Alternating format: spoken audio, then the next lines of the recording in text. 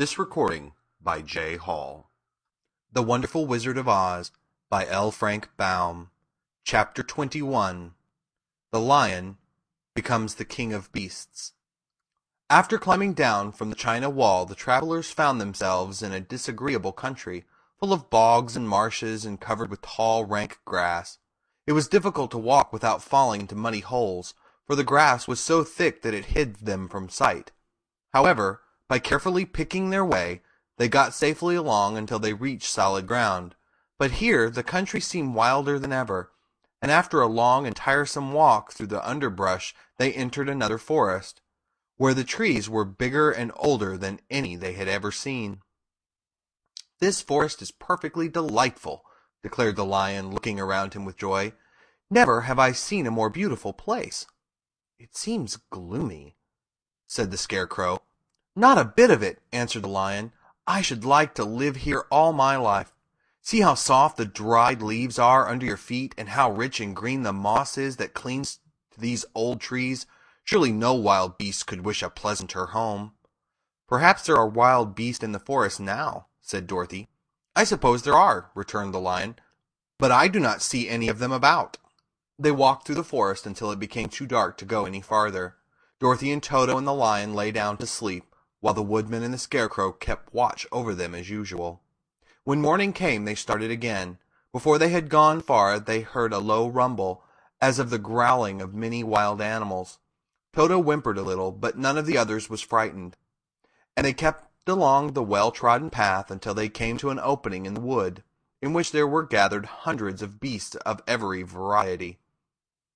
There were tigers and elephants and bears and wolves and foxes and all the others in the natural history, and for a moment Dorothy was afraid. But the lion explained that the animals were holding a meeting, and he judged by their snarling and growling that they were in great trouble. As he spoke, several of the beasts caught sight of him, and at once the great assemblage hushed as if by magic.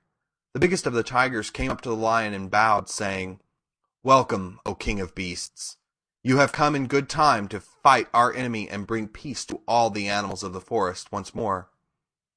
"What is your trouble?" asked the lion quietly. "We are all threatened," answered the tiger, "by a fierce enemy which has lately come into this forest. It is a most tremendous monster, like a great spider, with a body as big as an elephant and legs as long as a tree trunk. It has 8 of these long legs, and as the monster crawls through the forest, he seizes an animal with a leg and drags it into his mouth, where it eats it as a spider does a fly. Not one of us is safe while this fierce creature is alive, and we had called a meeting to decide how to take care of ourselves when you came among us." The lion thought for a moment. "Are there any other lions in this forest?" he asked. "No. There were some, but the monster has eaten them all. And besides, there were none of them nearly so large and brave as you." "If I put an end to your enemy, will you bow down to me and obey me as king of the forest?" inquired the lion.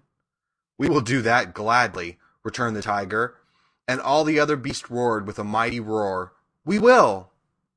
"Where is this great spider of yours now?" asked the lion. "Yonder, among the oak trees," said the tiger, pointing with his forefoot. "Take good care of these friends of mine," said the lion, "and I will go at once to fight the monster." He bade his comrades goodbye and marched proudly away to do battle with the enemy. The great spider was lying asleep when the lion found him, and it looked so ugly that its foe turned up his nose in disgust. Its legs were quite as long as the tiger had said, and its body covered with coarse black hair. It had a great mouth with a row of sharp teeth a foot long, but its head was joined to the pudgy body by a neck as slender as a wasp's waist. This gave the lion a hint of the best way to attack the creature, and as he knew it was easier to fight it asleep than awake, he gave a great spring and landed directly upon the monster's back. Then, with one blow of his heavy paw, all armed with sharp claws, he knocked the spider's head from its body. Jumping down, he watched it until the long legs stopped wiggling, when he knew that it was quite dead. The lion went back to the opening where the beasts of the forest were waiting for him, and said proudly, "You need fear your enemy no longer." Then the beasts bowed down to the lion as their king, and he promised to come back and rule over them as soon as Dorothy was safely on her way to Kansas.